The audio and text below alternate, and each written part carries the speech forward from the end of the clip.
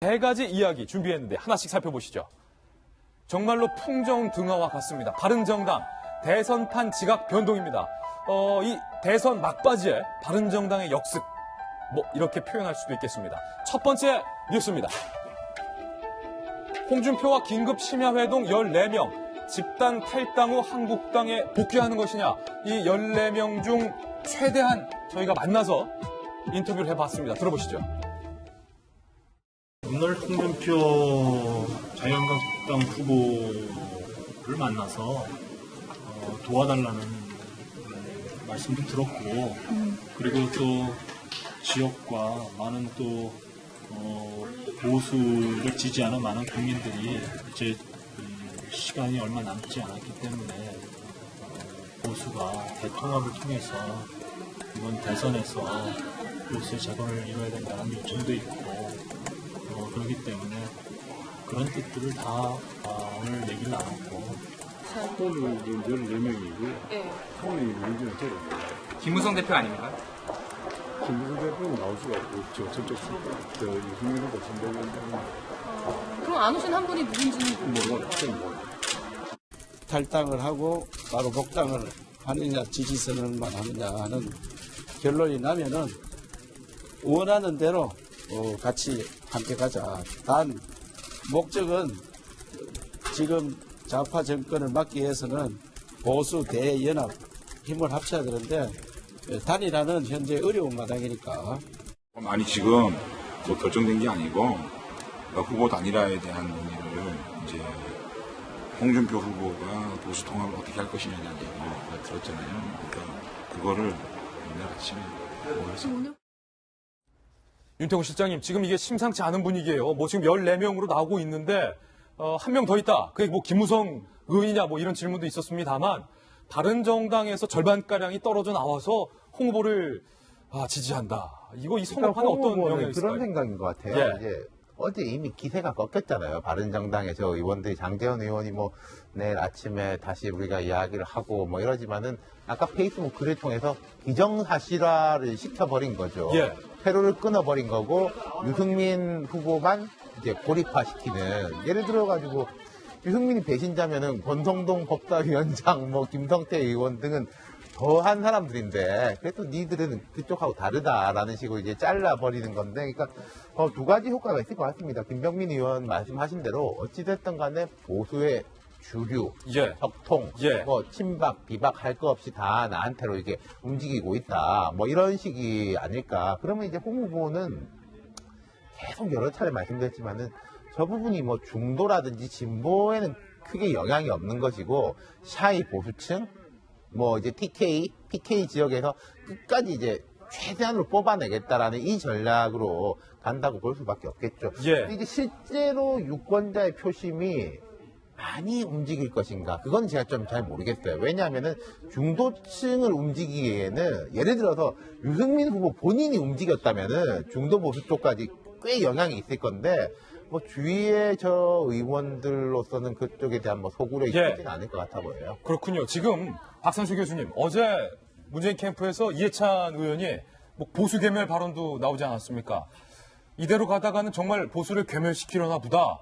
이른바 보수가 분열돼서는 안 되겠다. 이런 위기감도 의원들 사이에서 좀 있었던 것 같고요. 일단은 홍준표 후보 입장에서는 천군만마인가요? 큰 힘을 얻은 거죠. 예. 힘을 얻은 거고, 이미 돌아가신 분이지만 하일성 야구 해설가 있잖아요. 유명하신 분.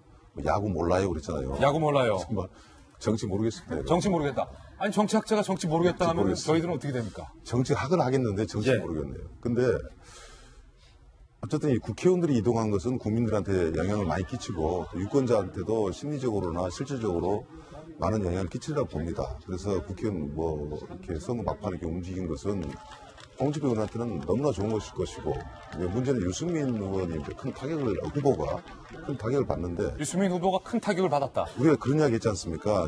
사실 우리가 바른정당의 경선 과정을 보면서 참 토론을 열심히 잘하고 있다고 얘기했잖아요. 예. 칭찬도 하고.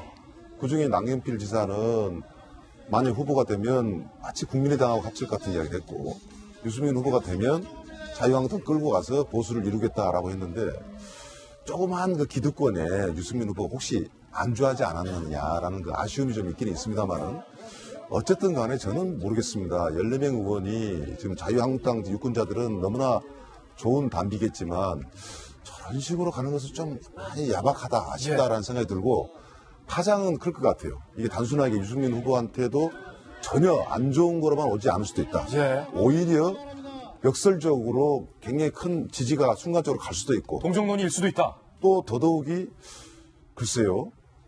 안철수 후보가 여기 이 파장으로부터 자유롭지 않을 수가 있습니다. 예. 좋은 영향이 올 수도 있고 또 아니면 큰 타격을 받을 수 있고 그래서 제가 하일성 야구 해설위원이 하는 이야기 야구 몰라요. 정말 정치 모르겠다. 정치 몰라요. 그래서 지금 저는 이제 후반전이 아니라 1라운드, 2라운드, 3라운드 막 들었었지 않습니까? 예. 블랙박스 아니에요. 내일부터는 이제 누가 누굴 지지하는지도 정확히 모르고 그렇기 때문에 정말 모르겠습니다. 정말 모르겠다. 잠잠했던 정치 호수판에 정말로 짱돌 하나가 떨어진 상황인데 이 영향이 어디로 튈지 모른다는 겁니다. 조금 전에 이철호 의원의 발언을 저희가 소개하면서 바른정당 소속이라고 밑에 자막이 나갔는데 잘못 나갔네요. 막 단일화되고 헷갈리다 보니까 자유한국당 소속이라는 것 다시 한번 정정해 드리겠습니다. 어제 심야회동과 관련해서 안팎에서 이런 얘기가 나오고 있습니다. 김성태 바른정당 의원이 이렇게 말했다는 거예요. 대선을 7일 앞두고 이대로 가면 좌파 패권 세력이 집권할 수밖에 없는 절체절명의 위기다. 그러니까 홍준표 후보가 여러분이 좀 도와주면 정권 잡을 자신 있다. 대구 경북에서도 우리가 압도적이고 부산도 대구 이상이다. 함께 가고 같이 갑시다. 싸네답게. 김병민 의원님, 지금 이 발언을 보시면요. 김성태 의원의 발언을 보면 어제 이해찬 의원의 보수 개멸 발언에 대한 충격파가 좀 왔던 것 같아요. 뭐 김성태 의원 같은 경우는 잘 아시다시피 지난번 국조특위 청문회 과정에서 사회를 맡으면서 그 누구보다 박근혜 전 대통령의 탄핵에 앞장서고 사실상 최순실 국정농단에서 강하게 질타했던 인물입니다. 그렇기 때문에 바른정당을 창당하고 나서도 사무총장을 역임하면서 굉장히 창당 과정에 주된 역할을 했던 사람이거든요.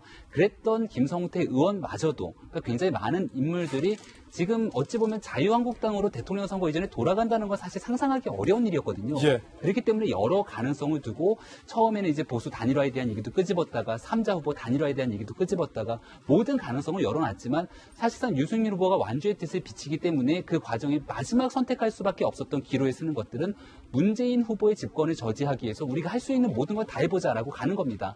근데 여기에 대해서도 마지막 홍준표 후보가 우리가 넘어감으로 인해서 당선될 수 있는 가능성이 없다라면은 이 인물들도 움직일 확률이 굉장히 미미한데 지금 홍준표 후보의 상승세가 굉장히 도드라진다는 겁니다. 예. 그리고 홍 후보가 늘 얘기하고 있는 것처럼 특히나 영남 지역에서의 보수층의 대집결 이동들이 움직이고 있기 때문에 여기에 덧붙여갖고서는 소위 말한 과거의 새누리당 같은 경우는 그한 40%가 넘는 지지율을 가지고 있던 정당이거든요.